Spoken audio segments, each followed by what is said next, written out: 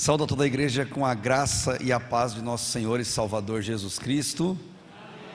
Privilégio mais uma vez estarmos aqui para conversarmos sobre a palavra de Deus, para refletirmos sobre as grandezas que a palavra de Deus tem ao nosso coração.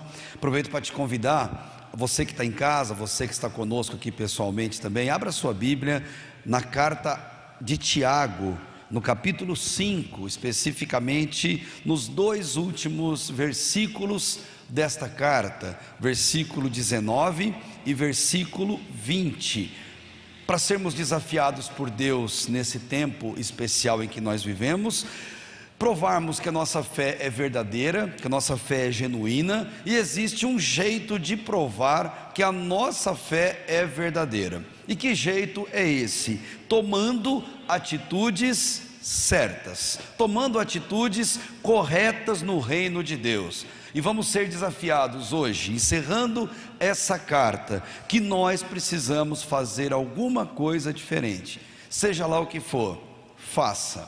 Esse é o desafio que Deus coloca em nossa vida, em nosso coração. Hoje convido você a fazer a leitura comigo, versículo 19 e versículo 20 especificamente. Tiago disse assim: meus irmãos, se algum de vós se desviar da verdade e alguém o reconduzir a ela, sabei que aquele que fizer um pecador retornar do erro, do seu caminho, salvará da morte uma vida e cobrirá uma multidão de pecados. Para entender esse texto que fecha essa carta, precisamos olhar um pouquinho para trás, precisamos rever um pouco do conteúdo da carta de Tiago, que sei que os irmãos viram por várias semanas sequencialmente. Tiago, muito possivelmente, segundo os historiadores e os teólogos mais conservadores, dizem que é a primeira carta escrita no Novo Testamento, ou melhor, é o primeiro escrito do Novo Testamento. E aí você pergunta, por que Tiago não vem antes de Mateus então? Porque a nossa Bíblia, ela não está em ordem cronológica, não está em ordem de tempo, ela está em ordem pedagógica, para que faça sentido, desde a vinda de Jesus até as obras sequenciais que aconteceram. Tiago é a carta que veio em primeiro lugar, e ela é fruto do quê? De uma conversa, de um tete a tete, de um bate-papo entre dois irmãos. Um deles, Jesus Cristo de Nazaré ressurreto, conversando com o seu meio-irmão.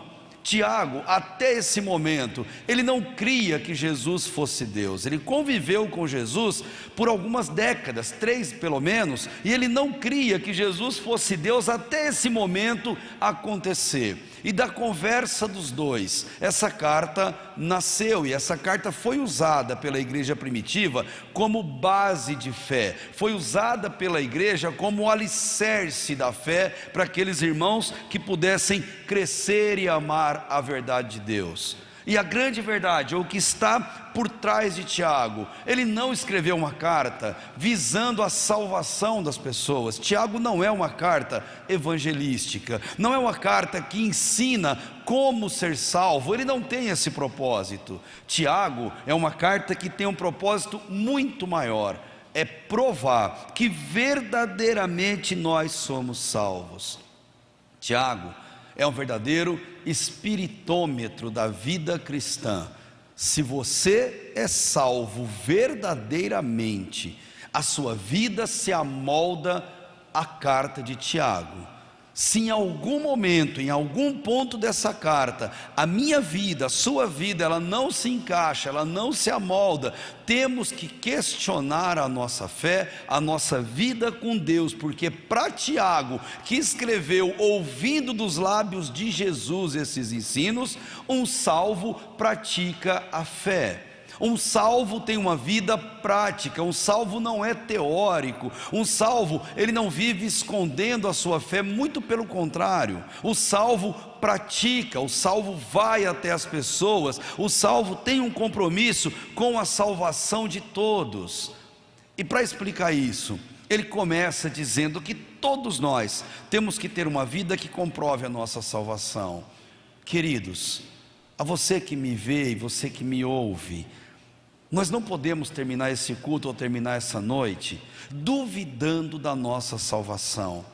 Tiago é uma carta para você terminar a leitura com certeza absoluta de que você é salvo, com a certeza plena de que Jesus Cristo resgatou você dos seus pecados, que o Espírito Santo habita em você e que você vai morar na glória no momento em que Cristo te buscar ou se Ele te chamar antes desse momento. Tiago vai explicar que um cristão verdadeiro, ele suporta as provações. Provação é coisa de cristão, aliás, provação é privilégio de cristão. Deus nos ama, nos considera, e por nos amar, Ele nos prova, Ele nos testa, porque para Ele nós somos preciosos, sim, e Ele vai nos testar por isso. Um cristão verdadeiro, ele suporta a provação. Um cristão verdadeiro, ele resiste às tentações, ao nosso comportamento, ao nosso coração, à nossa natureza caída, que deseja aquilo que não é para desejar. Ele prossegue dizendo que um cristão verdadeiro, ele pratica aquilo que ouve. Ele ouve a palavra, ele põe em prática a palavra. Ele ouve a exortação e ele pratica aquilo que ele ouviu. Ele vai dizer também na carta, os irmãos puderam ver isso, que um cristão verdadeiro, ele pratica boas obras. Mas ele não faz boa obra para ser salvo, ele não faz boa obra para barganhar com Deus, ou para receber de Deus algum benefício. Não, o cristão verdadeiro não faz obra para ser salvo, mas ele faz obra porque ele é salvo. Ele pratica boas obras porque Deus o resgatou. Ele sabe que ele tem que resgatar aqueles que são drogados. Ele tem que resgatar ou lutar para isso por aqueles que estão em todo tipo de pecado lá fora, porque o mesmo amor que o salvou, o mesmo amor que o resgatou, é a grande chama que o move a buscar aqueles que estão perdidos aí fora. Tiago vai nos mostrar isso com um jeito muito prático, muito verdadeiro, e vai dizer para a gente também que um cristão verdadeiro, e aqui é um grande divisor de águas, um cristão verdadeiro, ele não diferencia pessoas. Ele não diferencia pessoas pela cor da pele, pelo gênero, pelo sexo, pela condição econômica. Um cristão verdadeiro não diferencia alguém por conta de diferenças religiosas. Um cristão verdadeiro não diferencia por causa de estatura, não diferencia por causa de idade. Um cristão verdadeiro ama a todos por igual. Isso significa, ele não faz o bem somente para quem lhe traz alguma vantagem, mas ele pratica o bem a todas as pessoas. Ele não faz acepção, é a palavra que ele vai usar. Isso é um cristão verdadeiro. Cristão verdadeiro tem um cuidado enorme com a língua, esse pequeno órgão, mas que causa tanta desgraça, tantos problemas, esse pequeno órgão que nos leva a fazermos muitas vezes coisas vergonhosas. Um cristão, ele cuida do que ele fala. Ele tem esse cuidado todos os dias da sua vida.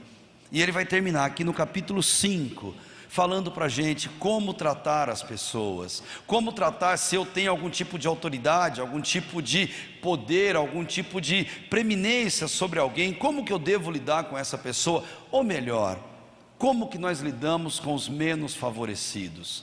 Com aqueles que têm dificuldades na vida? Qual deve ser o nosso comportamento? No capítulo 5, ele explica isso e termina no versículo 19 e no versículo 20, dizendo que podemos desviar da verdade, mas se isso acontecer, se um irmão nos trouxer de volta ao caminho da retidão, ao caminho da verdade, essa pessoa é salva porque reconheceu a verdade, pediu perdão dos seus pecados e tem apagado uma multidão de pecados, como nós veremos aqui na sequência. O que nós devemos então, olhando para essa carta, devemos questionar, não olhar para o próximo, olhar para nós e dizer: a minha fé é verdadeira? A minha vida prova o que eu verdadeiramente creio? E se algo em nós precisa ser mudado, queridos, mudem. Façam a coisa certa, façam alguma coisa, tomem uma atitude, use bem o que você tem, o que Deus colocou no seu caminho. Tudo que você tiver que fazer, faça bem feito, das menores às maiores coisas. No reino de Deus é o melhor ou é nada. Para Deus, ou a gente dedica simplesmente o máximo, ou não dedicamos nada. Para Deus não bastam palavras. Para Deus, o que Ele espera de um cristão são atitudes, e atitudes para Deus são aquilo que adotamos para com as pessoas que estão em nossa volta. E aquilo que fazemos, aquilo que dizemos, mostra exatamente a fé que nós temos. Termine esse culto confirmando em Deus a certeza de que você é um cristão de acordo com Tiago, que a sua fé, ela se amolda exatamente ao que está escrito aqui. E mais um desafio que Tiago nos mostra: não tente mudar as pessoas perto de você. Você não tem poder para mudar as pessoas. Você não tem poder para mudar seu cônjuge. Você não tem poder para mudar seus filhos. Você não tem poder para mudar seus alunos, suas ovelhas, os seus amigos. Mas você tem todo o poder e autoridade para mudar você, para mudar o seu comportamento, para mudar a sua atitude. E mudando você, muito possivelmente, pessoas e circunstâncias hão de mudar à sua volta. Querido, leve em consideração que nós precisamos mudar pelo bem da nossa alma, pelo bem da alma das pessoas que nós amamos. Tiago, ele faz essa proposta. Nós precisamos mudar, porque fazer as coisas do mesmo jeito sempre é o que Albert Einstein, um grande cientista, disse: é insanidade. Fazer a mesma coisa esperando resultados diferentes é insanidade. Nunca vai acontecer, porque nós precisamos mudar as nossas atitudes. E Einstein disse: fazer a mesma coisa sempre do mesmo jeito e esperar resultado diferente é o mesmo que insano, é o mesmo que viver uma loucura na vida. Isso me leva a pensar, eu sei que leva você: o que tem feito você pecar? O que tem feito você cometer erros diante de Deus? Querido, mude, faça alguma coisa, tome uma atitude. O que te faz pecar, será que é o seu smartphone? Querido, faça alguma coisa para que isso pare. Feche essa porta na sua vida antes que isso te destrua, antes que isso traga desgraça para pessoas que você ama e que não merecem sofrer consequências ruins. O que tem te feito pecar? Tiago te desafia: mude, tome uma atitude, faça alguma coisa, seja o que for. O que tem feito você sentir infeliz? O que tem feito você ficar deprimido, triste, arrastando o mundo nas costas? O que tem te feito chorar uma vez em cima de outra? Mude. Algo precisa ser feito. Não é para ser assim o tempo todo. Não é para isso que Cristo morreu e derramou o sangue dele na cruz, para a gente viver uma mesmice pecaminosa. O que nós somos chamados é para adotarmos atitudes certas. E essa carta termina com essa provocação. E eu quero então pensar com vocês 3 atitudes certas que nós temos que tomar diante de Deus. E para isso eu vou voltar do versículo 12 e caminhar até o versículo 20, para a gente compreender quais são as 3 atitudes que nós somos chamados a adotar. No versículo 12, não faça juramentos. Os irmãos já viram muito isso. Eu quero voltar um pouquinho para a gente entender que podemos pecar quando juramos. Então não faça juramentos. Do versículo 13 ao 18, ore pelos necessitados. Podemos não ter uma vida prática, uma vida de fé, quando nós não oramos pelos necessitados. Quando passamos na rua a pé ou de carro e vemos uma pessoa em completa desgraça e aquilo não dói no nosso coração. Quando passamos e vemos alguém numa penúria e as lágrimas não correm mais dos nossos olhos. Quando vemos pessoas passando por extremas dificuldades e que não conhecem o amor de Deus, e aquilo não nos dá o desejo de orar por aquela vida, mesmo sem saber o nome, mesmo sem saber quem são. Tiago, ele quer nos provocar a isso. E no versículo 19 e 20, essa é a grande proposta da carta: nos reconduzir à verdade, nos reconduzir de volta. Lembrem, não é uma carta evangelística. Aqui Tiago está falando para mim e para você. Vamos ver o primeiro item, no versículo 12. Não faça juramentos. Ele disse: mas meus irmãos, sobretudo, não jureis nem pelo céu, nem pela terra, nem façais qualquer outro juramento. Seja porém o vosso sim, sim, e o vosso não, não, para não cairdes em condenação. O que ele está dizendo? Que um cristão salvo verdadeiramente pelo sangue de Cristo, ele tem palavra. E quem tem palavra não precisa jurar. Quem tem palavra cumpre aquilo que disse que vai fazer. Ele não disse que a gente não pode prometer. Ele não disse que a gente não pode usar o nome de Deus ou falar em nome de Deus. Não é isso que ele está dizendo, e muito menos. Ele não está falando aqui de superstição, de clichê ou desse tipo de coisa, não. Ele está dizendo uma coisa muito prática aqui para todos nós. Ele quer dizer que nós não temos o direito de falar uma coisa quando nós pensamos outra. Isso é o que ele quer dizer, para que a gente não jure, não faça esse tipo de comportamento. Se eu achar uma coisa bonita, então eu vou dizer que é bonita.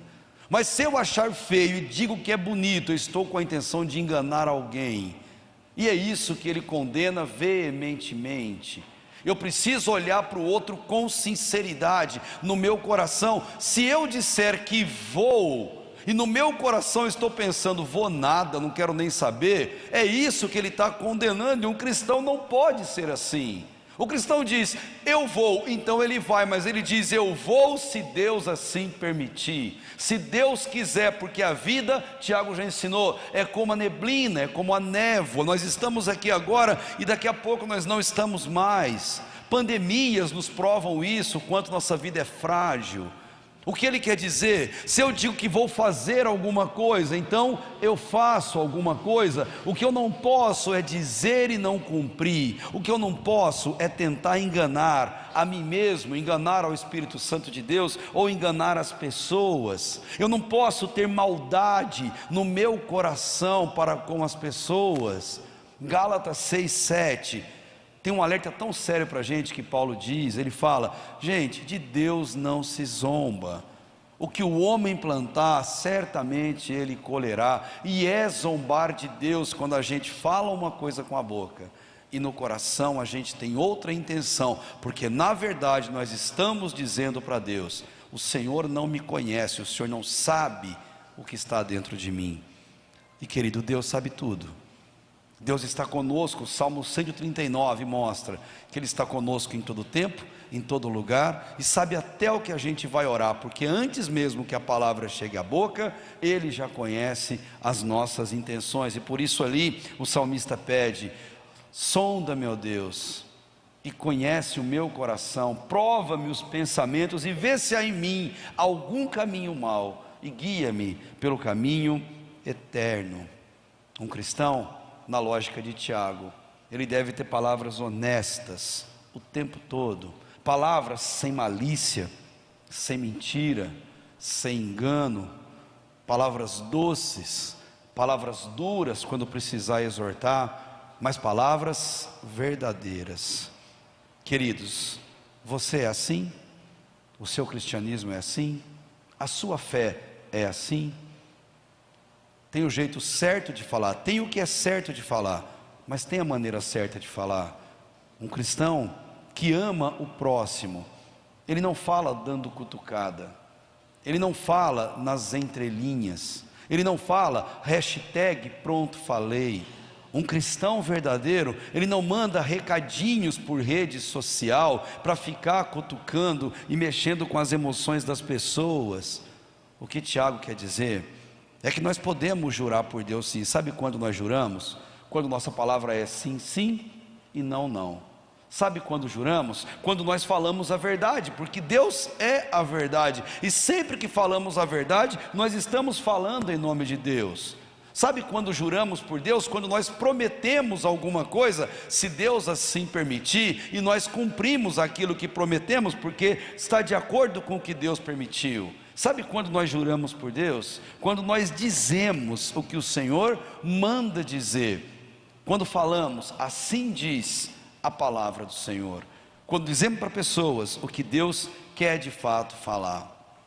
Então, queridos, uma vida verdadeira, uma vida que tem um cristianismo que agrada a Deus, é um cristianismo que não faz juramentos, e o versículo 12 mostra isso para a gente de maneira bem clara. Mas tem um segundo ponto que eu quero abordar com vocês, versículo 13 ao versículo 18, é um pouquinho mais longo. Diz: ore pelos necessitados. E orar pelos necessitados, observando o versículo: alguém entre vós está aflito? Com certeza você conhece alguém aflito. Ore. Alguém está contente? Você também conhece gente que está com muita alegria no coração. O que ele diz? Cante louvores. Algum de vós está doente? Será que você conhece alguém doente? Será que você está adoentado? Então ele diz: chame os presbíteros da igreja, os mais experientes, para que orem sobre ele, ungindo-o com óleo em nome do Senhor. E a oração da fé salvará o doente, o Senhor o levantará, e se houver cometido pecados, e claro, se arrependido, ele será perdoado. Portanto, olha o desafio que ele dá: confessai vossos pecados uns aos outros e orai uns pelos outros para serdes curados. A súplica ou a oração de um justo é muito eficaz, pode muito em seus efeitos. E ele dá um exemplo de alguém justo, humano, como qualquer um de nós. Ele escolhe Elias. Elias era humano e frágil como nós. Elias é o maior profeta, foi o maior profeta daquela época, do Antigo Testamento. Elias encontrou-se com Deus sem passar pela morte. No entanto, o que Tiago está falando sobre Elias? Ele diz: Elias era frágil, Elias era humano, como nós, como você, como eu, como cada um de nós. Nesse momento em que estamos aqui conversando sobre esse texto tão fantástico, somos humanos, gente. Por sermos humanos nós nos entristecemos, por sermos humanos nós nos alegramos, por sermos humanos nós ficamos aflitos, por sermos humanos nós adoecemos. A nossa humanidade cobra esse preço de nós. Mas aqui ele falando dele diz no 18: ele orou outra vez e o céu deu chuva e a terra produziu o seu fruto. E aí ele aplica depois no versículo 19. Tiago, ele quer mostrar: existe um antídoto potente, fantástico e 100% confiável e eficiente para angústia, para depressão, para ansiedade, para qualquer doença da alma e para qualquer doença do corpo. E esse antídoto que Tiago apresenta, ele não se vende em farmácia, ele não custa caro, ele não tem edição limitada, não depende de aprovação do governo, não depende de indústria farmacêutica. Ele é livre, ele é de graça, e o melhor, quando usado corretamente, é 100% eficaz. Que remédio é esse? Tiago diz: oração. Amados, creia, nós nunca oramos o suficiente, nós não oramos o suficiente. Queridos, nosso desafio sempre deve ser: ore mais. Você precisa orar mais, eu preciso orar mais, porque por mais que a gente ore, nós nunca teremos orado o suficiente. Oração não é um ato, não é uma ação, oração é um estado de espírito. Oração é algo que deve ser natural, que nós acordamos, passamos o dia e dormimos em estado de oração. Oração é manter conexão direta com Deus a todo momento, é conversar com Deus, é conversar com Ele enquanto tomamos banho, enquanto estamos deitados em casa, enquanto nós estamos ali no nosso sofá, numa cadeira, enquanto estamos olhando para a Bíblia, enquanto estamos andando pelas ruas, enquanto estamos fazendo compras. Oração é um estado de espírito que um cristão tem que manifestar, tem que vivenciar, tem que colocar em prática. É isso que Tiago quer dizer, porque para ele, oração ela é consolo de Deus. Oração ela consola o coração de um cristão, e nós precisamos do consolo de Deus. Queridos, todos nós, sem exceção, somos necessitados. Todos nós precisamos de oração. Mesmo quem pense o contrário, acredite, nós somos necessitados, e mais dia menos dia, nós descobriremos isso. Seja no leito de UTI, seja durante uma quimioterapia, seja passando por um transplante, ou diante de um velório de alguém que a gente ama demais. Deus nos mostra que nós somos necessitados. Nós precisamos de Deus, e por isso nós precisamos do consolo do Senhor. E de onde esse consolo vem? Da oração. A oração é poderosa para quem recebe, mas ela é poderosa para quem a faz, porque a oração, ela traz paz, ela traz dependência, ela mostra o quanto Deus é importante. Então eu quero desafiar você: ore mais, ou pelo menos ore um pouco mais. Ache um tempo no seu dia para você orar um pouquinho mais do que você já ora. Reserve um tempo para você ouvir devocionais. Mude a sua rotina, acorde mais cedo, durma mais tarde. Eu não sei o que fazer, mas faça alguma coisa. Tome uma atitude com relação à sua vida de oração, de dependência de Deus. Frequente os cultos de oração da tua igreja. Os grupos pequenos, se a tua igreja tem, frequente o grupo pequeno da tua igreja. Ore muito. Essa é a atitude certa. Orar sempre será a atitude correta no reino de Deus. Tiago, não sem motivo, ele recebeu um apelido da igreja primitiva: era o homem de joelhos de camelo. Tiago tinha o joelho calejado de tal forma que parecia o joelho de um camelo. E por conta disso a gente deduz que esse homem orava muito, orava a todo tempo, e não é sem motivo que ele era considerado um homem justo perante Deus. Tiago, ele era assim. E nós, qual foi a última vez que nós colocamos nosso joelho no chão? Qual foi a última vez que nós ficamos sozinhos, no nosso cantinho, e dedicamos a Deus nosso tempo de oração? Ore por pessoas. Tem muita gente precisando de oração. Oração é remédio, mas se possível, deixe a pessoa saber que você está orando por ela.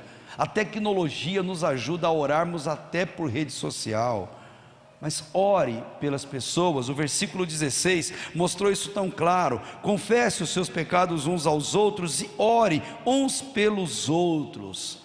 Porque a súplica de um filho de Deus, de quem ama a Deus verdadeiramente, ela é poderosa, e a igreja precisava ouvir isso. Então ore pelas pessoas, também peça oração. O texto mostra, Tiago está conversando com o próprio Jesus, e ele diz: queridos, peça oração. Qual foi a última vez, você que está me ouvindo, que você pediu oração para alguém? Qual a última vez que você ligou, mandou um WhatsApp, que você mandou uma mensagem para o seu líder, para o seu pastor, ou você veio ao culto e pediu oração?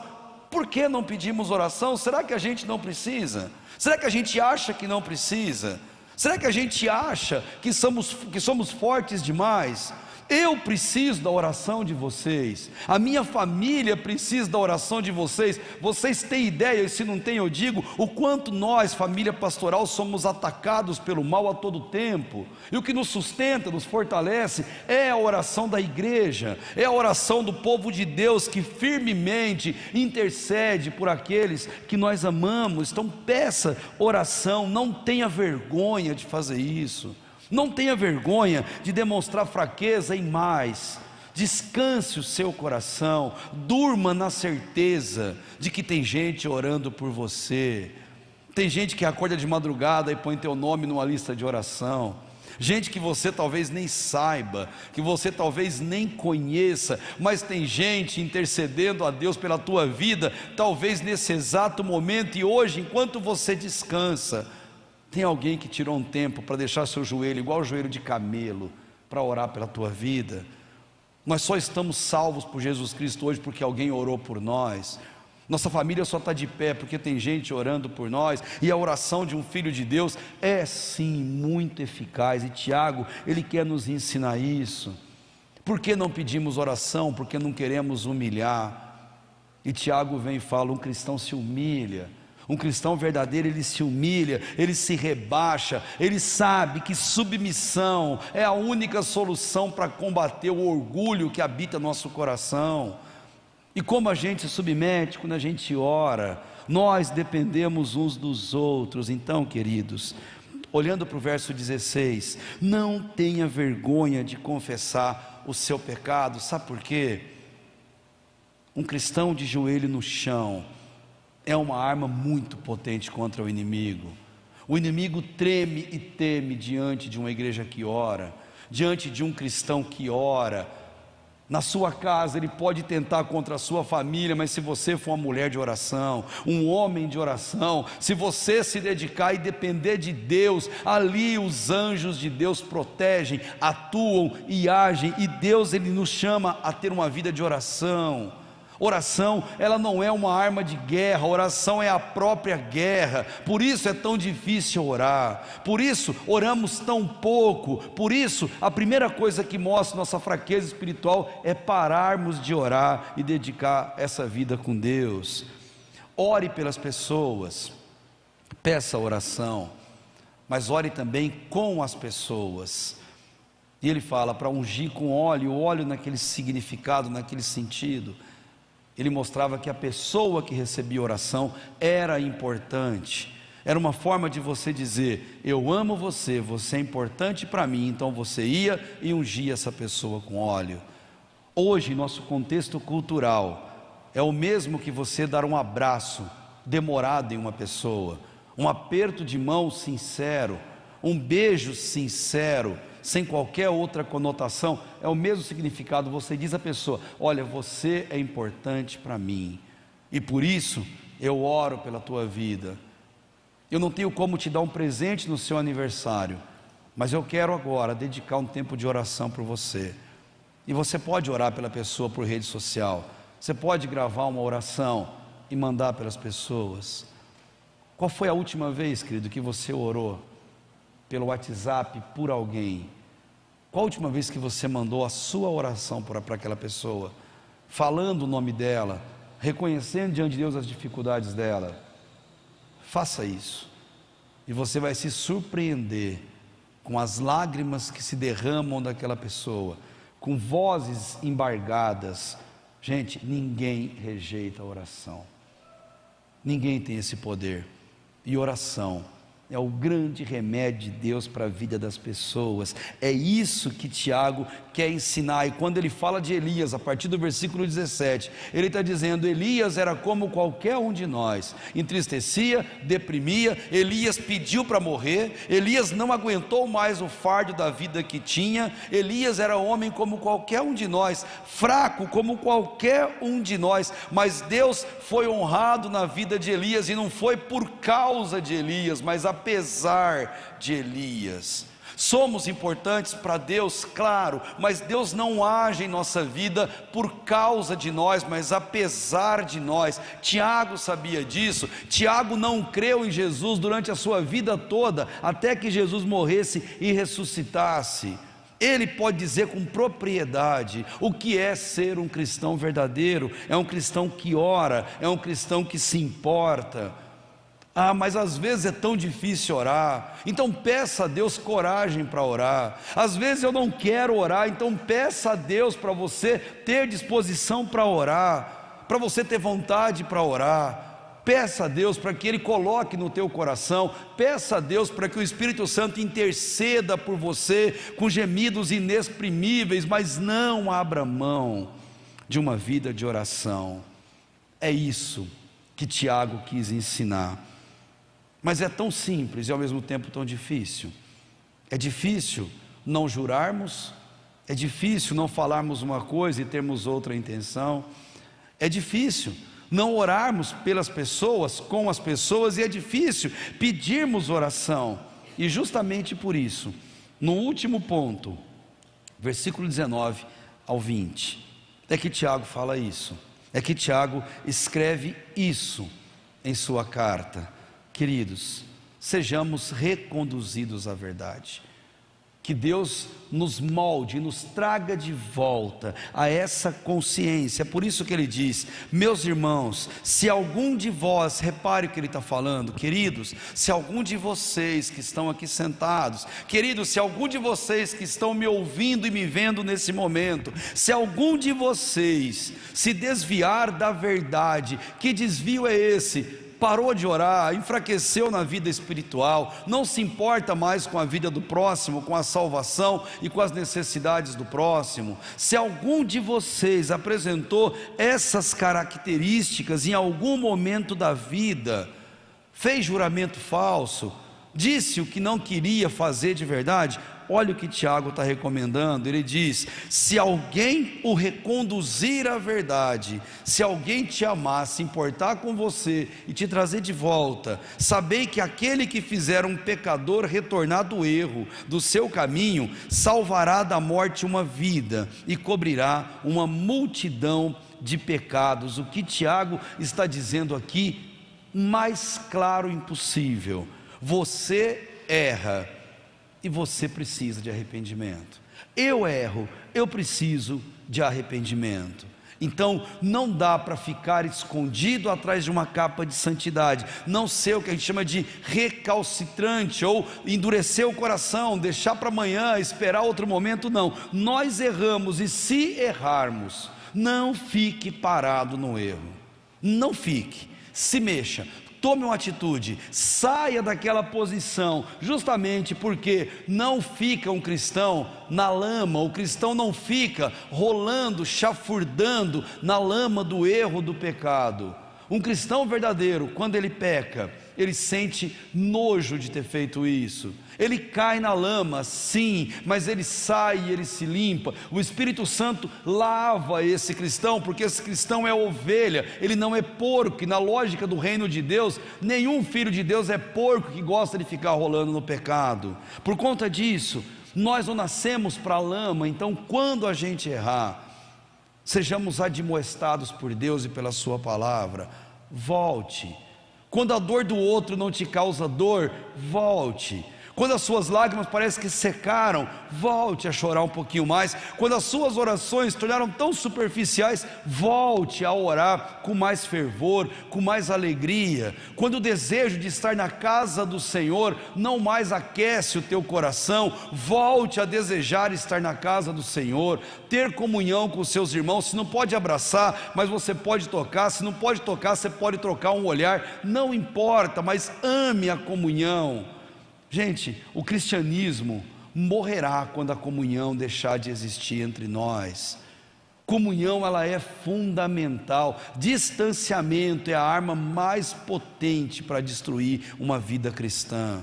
Não se afaste, não se distancie, acompanhe virtualmente, mas quando puder, faça isso pessoalmente. Pecou, volte para Jesus, clame pelo seu perdão, pela sua misericórdia. Sabe por quê? Ele é bom, Ele é gracioso, Ele quer te perdoar. E por isso que Ele diz em Mateus 11, lá no finalzinho, no versículo 30, por exemplo: olha, se você está cansado, está sobrecarregado, vem, clame por essa misericórdia, por esse perdão, tome a atitude correta, volte à retidão. 1 de João 3,9, ele diz: aquele que é de Deus não vive na prática do pecado. Rejeite toda prática pecaminosa, tenha uma atitude digna. E quando ele diz aqui no final que aquele que converter cobrirá uma multidão de pecado, multidão significa todos os pecados. E é verdade, quando alguém confessa os seus pecados a Deus e os deixa, Deus joga eles no mar do esquecimento. Deus passa uma borracha e diz: dos seus pecados eu não me lembrarei mais. Quais? Todos, não importa quais sejam, não importa a gravidade do que você fez lá atrás, Deus, Ele apaga e Ele não se lembra mais daquilo que você fez. Por isso que Ele diz: se você trouxer alguém ao conhecimento da verdade, essa multidão de pecados ela é apagada. Não você que trouxe a pessoa, não eu que trouxe a pessoa, mas daquela pessoa foi apagado. Por quê? Se você a trouxe é porque você é cristão. Se você é cristão, em algum momento passado os seus pecados foram apagados. a sua multidão de pecado foi apagada.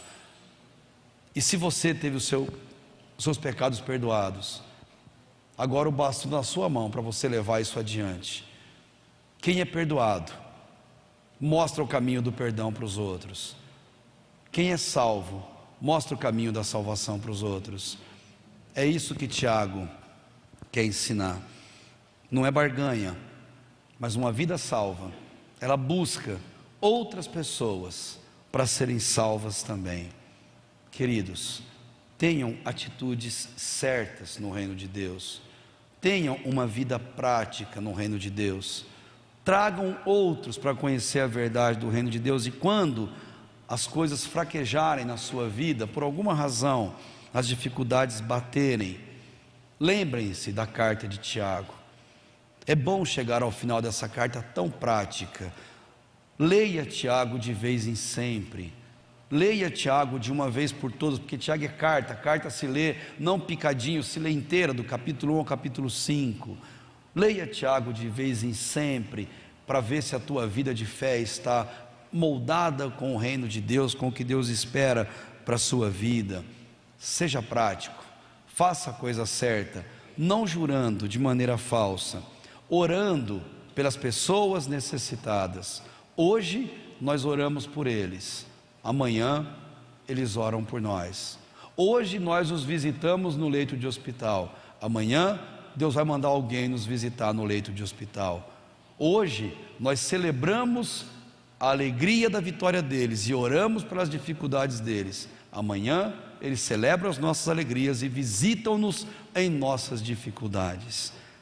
E seja reconduzido à verdade quando eventualmente você errar, quando eventualmente na sua vida de fé você fraquejar. Hoje e sempre tome atitudes certas. Que Deus abençoe a sua vida, que Deus nos conduza por esse reto caminho e que Deus sustente a nossa fé cada vez mais em tuas mãos. Eu convido você a fechar seus olhos. Se você está em casa, que você possa fazer isso aí onde você está. Se você está em outro ambiente também, que você possa reservar esse momento diante de Deus, de reverência diante do Senhor. Feche teus olhos, é você que está conosco, e vamos falar com Deus, olhando para Tiago, da fé. Como anda a sua vida com Deus? Não fale isso para mim, fale isso para Deus.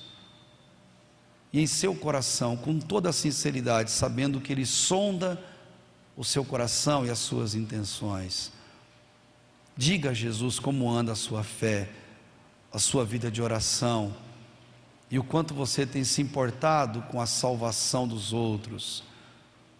E se tiver um motivo de pedido de perdão, faça isso. Peça perdão a Deus e clame a ajuda dEle para ter uma vida de fé prática. Senhor, esse é o desejo do nosso coração. Nós queremos Te amar, Senhor, mas não do jeito que a gente acha certo, mas do jeito que agrada ao Seu coração. Nós queremos Te servir, ó Deus, amando, adorando ao Teu nome, e também servindo ao Teu reino, Deus, sendo úteis na vida das pessoas que estão em nossa volta. Perdoa, Deus, a mim, aos meus irmãos e aqueles que comigo oram nesse momento, pelas tantas vezes, ó Deus, que nós não oramos quando deveríamos orar, quando não falamos do Seu amor quando deveríamos falar, quando não testemunhamos, ó Deus, da salvação quando deveríamos testemunhar. Perdoa, Deus, quando nos envergonhamos de sermos cristãos, ó Deus, quando deixamos de mostrar a esse mundo que nós amamos ao Senhor mais do que tudo nessa vida. Aliás, a Sua graça é melhor do que a própria vida. Perdoa, Deus, as nossas fragilidades, perdoa, Deus, a nossa fraqueza, Pai, em viver uma vida, Pai, que o Senhor aprova. E que a Sua misericórdia, Deus, mais uma vez se renove sobre cada um de nós. E obrigado pelos desafios feitos por meio da Tua palavra na carta de Tiago. Obrigado, Senhor, por nos amar de um jeito tão especial, que nos dá uma palavra tão viva, tão eficaz. tão importante para a nossa vida. Ó Deus, se alguém ora conosco nesse momento e enfrenta uma luta em sua vida, Pai, eu peço, visite-a com Teu Espírito Santo. Traga, Deus, a resposta que essa pessoa precisa, o sustento, Deus, que ela tanto necessita, a saúde, ó Deus, que está tão carecido nesse coração, seja, Deus, qual for o motivo. Responda dos céus, ó Deus, a esse teu filho, a essa tua filha, que com sinceridade clama ao Senhor. E se alguém, Deus, pede perdão pelos pecados e entrega a vida ao Senhor, recebe, Deus, essa alma preciosa em teu reino, Pai. Apague, Deus, a multidão de pecados que essa pessoa cometeu, e não importa, Deus, o passado que teve, importa o presente com o Senhor, Deus, e a eternidade ao teu lado no céu. Tenha misericórdia, ó Deus, e obrigado mais uma vez por tua palavra, por esta igreja, pela liderança, Deus, do corpo de Cristo aqui estabelecido. Que o Senhor continue a derramar bênçãos sem limite sobre esse povo tão querido, Deus. E eu te entrego em tuas mãos a minha vida e de todos aqueles que conosco oram ao Senhor nesse momento. E eu faço, Deus, na certeza que a fé, que a oração de um justo pode muito em seus efeitos, pois eu oro em nome de Jesus. Amém. Amém. Deus abençoe, queridos. Obrigado de todo o coração por estar com os irmãos, por poder dedicar com os irmãos esse tempo especial na presença de Deus. Obrigado, pastor Evanir. Que Deus continue a guardar a vida do irmão cada dia mais.